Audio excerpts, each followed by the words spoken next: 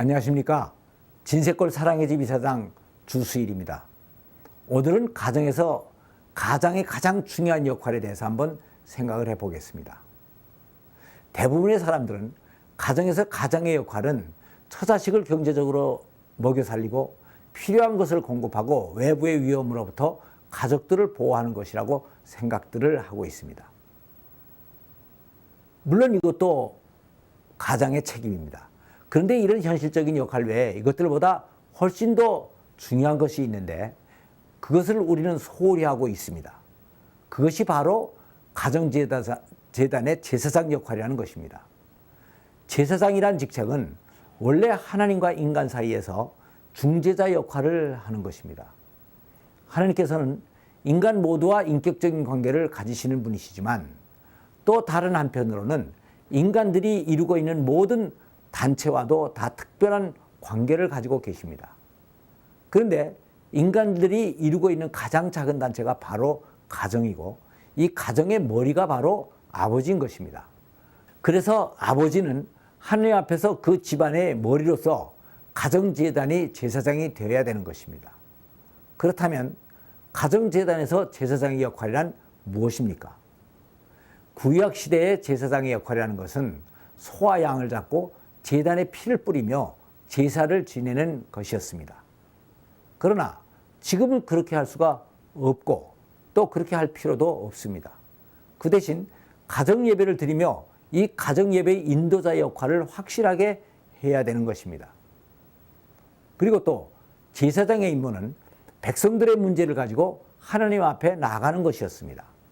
그러니까 아버지는 가족들의 모든 기도 제목을 가지고 하나님께 나아가야 됩니다. 그래서 하나님 앞에 나가서 가족들을 위해 중보 기도를 하면 하나님께서는 이 기도를 들어주시고 가족들이 지켜야 할 명령과 규례와 법도를 가장에게 주십니다. 그러면 아버지는 이 말씀을 가지고 와서 가족들 앞에 선포를 하고 지키도록 감독하는 책임을 가지게 되는 것입니다. 이것이 바로 통치권입니다.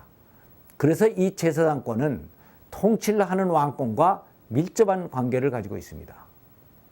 그래서 아버지는 가정에서 왕 같은 제사장으로 입법, 사법, 행정의 상권을 다 가지고 가정을 통치하게 되는 것입니다. 우리나라는 세계에서 남아선호 사상이 가장 강한 나라 중에 하나입니다. 그런데 이렇게 된 그 가장 중요한 이유는 남자들이 그 가정의 대를 잇는 중요한 역할을 해왔기 때문입니다. 가문의 대를 잇는다고 하는 것은 조상의 성을 이어받고 또 그 집안의 제사를 이어가는 것을 말합니다. 그런데 제사를 지낼 때 보면 제주는 다 남자들이었습니다. 그래서 제사를 중요시했던 우리나라에서는 가장의 권위가 바로 이 제사장의 권위에서 나왔던 것입니다. 이것은 나라의 경우에도 마찬가지입니다. 한 나라의 왕은 그 나라의 통치권자로서 그 나라의 제사장의 역할을 해야만 되는 것입니다. 그래서 옛날에 신하들이 왕이 정신을 못 차리고 나라 일을 제대로 돌아보지 않을 때 왕 앞에 나가서 가장 많이 하는 간언 중에 하나가 폐하, 종묘사직을 어찌하려고 그러십니까? 라고 하는 말이었습니다. 그러면 여기에서 종묘는 무엇이고 사직은 무엇입니까? 종묘는 조상들의 묘를 잘 모시는 것입니다. 원래 왕이 되는 것은 과거 시험을 잘 봐서 되는 것이 아닙니다. 왕권은 혈통에 의해서 이어져 가는 것입니다. 그러니까 자기에게 왕권을 물려준 조상의 묘를 극진히 모시는 일은 아주 중요한 것입니다. 그리고 사직이라는 것은 또 나라에 큰 일이 있을 때마다 1년에 한두 번씩 천지신명께 제사를 드리는 일이 있었습니다. 그런데 이때 왕이 바로 이 제사의 제주가 되어서 제사를 드리는 것입니다. 그리고 이것이 끝나면 백성들에게 돌아서서 내가 너희 모든 백성들을 대표해서 천지신명께 제사를 드렸으니 너희들은 내 말을 들으라 라고 하면서 백성들에 대한 통치권을 확립했던 것입니다.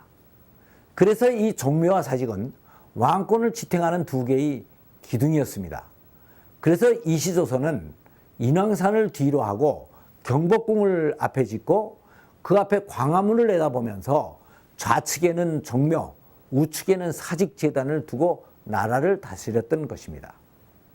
그런데 일본이 조선에 와서 보니까 조선 왕조가 하늘에 대고 천신제를 드리고 있었습니다.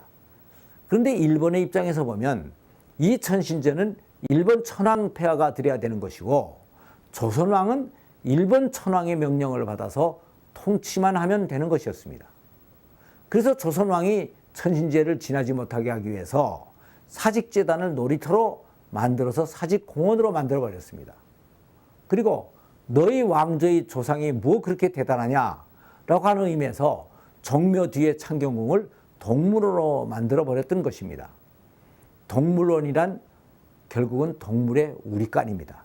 그래서 이 동물들의 우리간에서 똥오줌 냄새가 비원을 거쳐서 종묘까지 흘러들어가 결국은 종묘가 모독을 당했던 것입니다.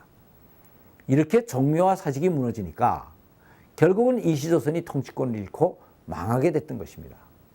그런데 이런 원리는 나라만이 아니고 가정에서도 마찬가지입니다. 그래서 가장이 이 종묘사직을 반드시 바로 세워야 하는 것입니다. 이것은 가족들의 행복을 위해서도 그렇게 되지만 가장의 통치권의 확립을 위해서도 그렇게 돼야 되는 것입니다. 그래서 종묘를 지킨다는 것은 자기를 낳아준 부모님과 조상에 대한 감사와 감언에 대한 프라이드를 확립하는 것입니다. 그리고 사직을 돌본다는 것은 이런 훌륭한 조상을 이 땅에 내주시고 우리를 낳게 섭리하신 창조주 하나님께 대해서 때를 맞춰서 감사제를 드리는 것을 의미합니다. 이것은 우리와 우리 자손들이 어디로부터 와서 무엇을 하고 어떻게 살아야 하는가 하는 확실한 뿌리와 정체성을 세워주는 것입니다.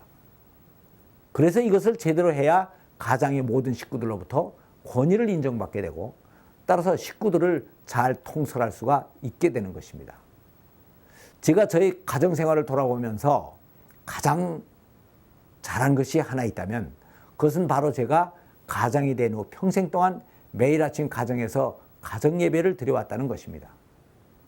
저희 부부는 아이들이 태어나자 사람이 빵으로만 사는 것이 아니고 말씀으로 살 것이니라 라고 하는 말씀을 보면서 아이들에게 육신적인 밥을 먹이기 전에 반드시 말씀을 먹여야겠구나 하는 생각을 하게 됐습니다. 그래서 아침을 먹이기 전에 성경을 꼭 한 장씩 읽고 밥을 먹였습니다. 그리고 성경을 보기 전에 찬양을 하나 부르고 식사 기도를 하고 밥을 먹다 보니까 그것이 바로 자동적으로 가정예배가 됐던 것입니다. 아내는 정성스럽게 상을 차리고 나는 말씀을 준비해서 가정예배를 인도하고 아이들이 말씀의 은혜를 받으니까 나의 권위를 세워주려고 하지 않아도 자동적으로 세워졌습니다. 덕분에 아이들에게 공부하라는 잔소리를 별로 하지도 않았고 또 학원이나 과외 공부를 한 번도 안 보냈는데도 다 자기들이 가고 싶은 대학교에 가게 됐습니다. 결국 이 가정예배가 자녀 교육의 가장 좋은 방법이 됐고 가정의 권위를 세우는 최선의 방법이 됐고 또 온 가족이 축복을 받는 최선의 길이 됐던 것입니다. 감사합니다.